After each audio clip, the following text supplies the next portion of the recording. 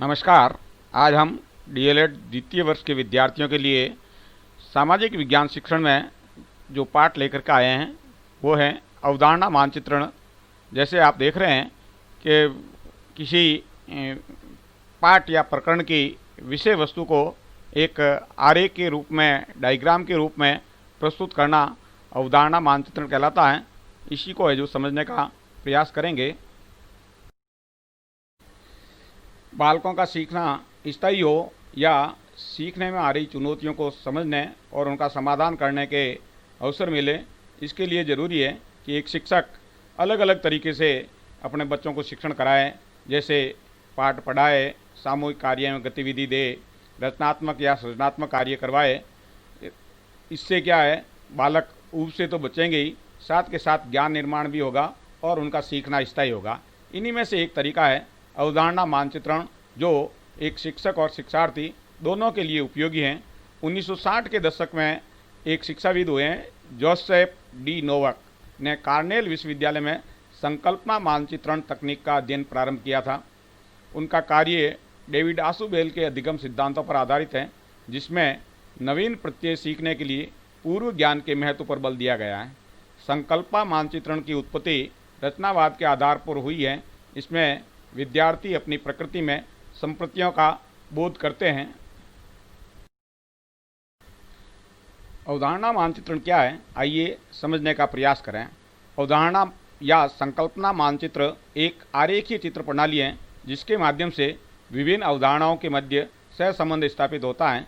संकल्पना मानचित्रण किसी अवधारणा का लिखित या चित्रात्मक स्वरूप होता है जो उस अवधारणा की समझ हमारे मन में विकसित करता है और उसी रूप में हमारा मस्तिष्क उस विषय वस्तु या अवधारणा को संग्रहित करता है। संकल्पना मानचित्रण एक प्रकार का बहुआयामी आरेख निरूपण है जो विभिन्न संप्रतियों में सहसंबंध स्थापित करता है और नवीन संप्रत्यय का स्वरूप स्पष्ट करता है। संकल्पना मानचित्रण की विशेषताएं निम्नानुसार है। यह विषय वस्तु का एक रेखा चित्रीय या डायग्राम के रूप में प्रस्तुतिकरण है। यह विभिन्न अवधारणाओं के बीच सार्थक संबंधों को दर्शाता एवं वर्णन करता है। सामान्यतः अवधारणाएं वृत्ताकार, आयताकार या वर्गाकार आकृतियों के अंदर लिखी जाती है।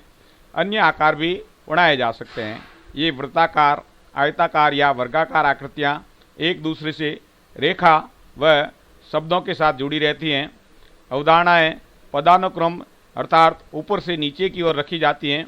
मूल अवधारणा को सबसे ऊपर रखा जाता है व अन्य अवधारणाओं को क्रमानुसार नीचे लिखा जाता है। बाद में मूल अवधारणा को अन्य अवधारणाओं से पुनः लिंक किया जा सकता है। अवधारणा मानचित्रण के प्रकार। पहला प्रकार है स्पाइडर कंसेप्ट मैप। आप देख सकते हैं कि मुख्य जो अवधारणा है वो बीच में है और सभी अवधारणाएं वो चारों ओर गोल घेरे में दर्शाई गई है और उनको जोड़ने के लिए बीच में तीर के निशान और उसमें जो उनके रिलेशनशिप शब्द लिखे हुए हैं। इस प्रकार के जो अवधारणा है वो स्पाइडर कंसेप्ट मैप या मकड़ी के जाले जैसा लगता है, इसीलिए इसका नाम दिया है स्पाइडर कंसेप्ट मैप।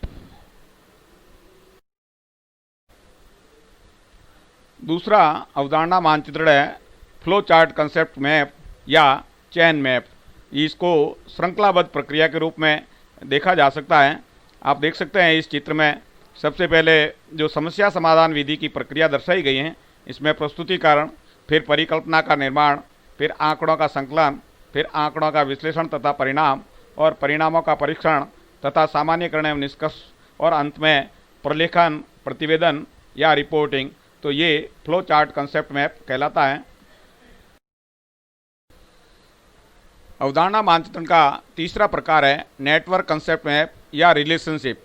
आप देख सकते हैं इस अवधारणा मानचित्रण में मुख्य दो धारणा है, वो है पौधा, उसके भाग, जड़, तना, पत्तियां और फूल। जड़ है जो ग्रहण करती है पानी, पोषक तत्व है। तना पौधों को सहारा प्रदान करता है। पत्तियां भोजन बनाती है।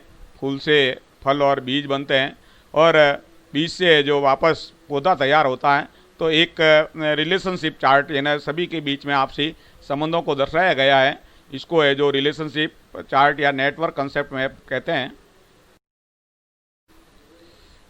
अवधारणा मानचित्रण का चौथा प्रकार है हियरार्ची कंसेप्ट मैप।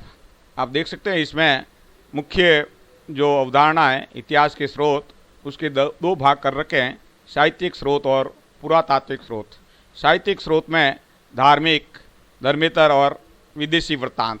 इसी तरह पुरातात्विक स्रोत में अभिलेख, सिक्के, स्मारक और भवन, मंदिर और मूर्तियाँ, चित्रकला और भी हो सकते हैं। इसको आगे से आगे और बढ़ाया जा सकता है। तो ये हियरार्ची कंसेप्ट मैप कहलाता है।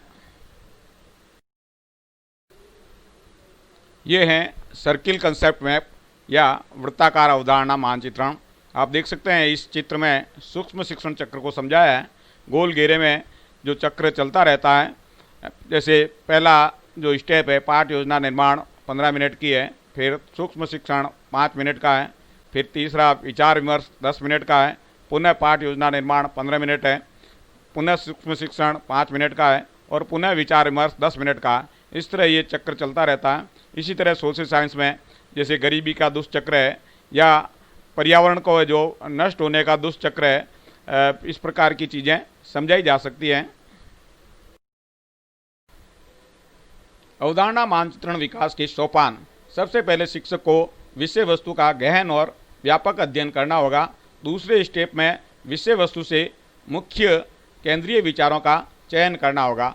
तीसरे स्टेप में मुख्य संप्रदायों के अतिरिक्त उपलब्ध विशिष्ट तथ्य, अधीनस्थ तथ्य, उदाहरण आदि का चयन करना होगा।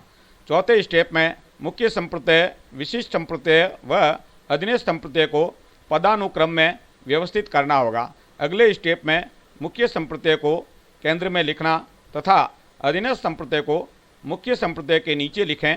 विशिष्ट संप्रदाय को ब्लॉक या गोल घेरे द्वारा व्यक्त करें। उसके बाद संबंधित प्रत्यय को आसपास तीर द्वारा जोड़ें।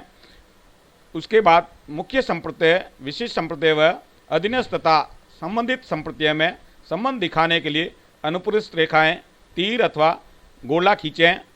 सबसे अंत में रेखाओं, लाइनों पर लिंकिंग या रिलेशन शब्द लिखा जाएगा। अवधारणा मानचित्रण शिक्षक के लिए काफ़ी उपयोगी है। उसे बनाने के दौरान पाठ की अच्छी तरह से तैयारी हो जाती है। उसे बार बार पाठ्य पुस्तक का सहारा लेने की आवश्यकता नहीं पड़ती है। वह पाठ का व्यवस्थित व क्रमबद्ध प्रस्तुतिकरण कर सकता है। अवधारणा मानचित्रण का मूल्यांकन के लिए भी उपयोग किया जा सकता है। मानचित्रण में दर्शाए गए बॉक्स में रिक्त स्थान छोड़कर भरने को दिया जा सकता है। और अध्यापक के लिए सबसे बड़ा उपयोग यह है कि उनके विद्यार्थियों के उपलब्धि स्तर में वृद्धि होती है। छात्रों के लिए भी अवधारणा मानचित्रण काफ़ी उपयोगी है। पाठ व इकाई को अच्छी तरह से समझ जाता है। उसका सीखना स्थायी होता है, अर्थात वह कभी नहीं भूलता है। उसका दोहराव आसान होता है क्योंकि बहुत संक्षिप्त में पूरे पाठ की विषय वस्तु समझी जा सकती है।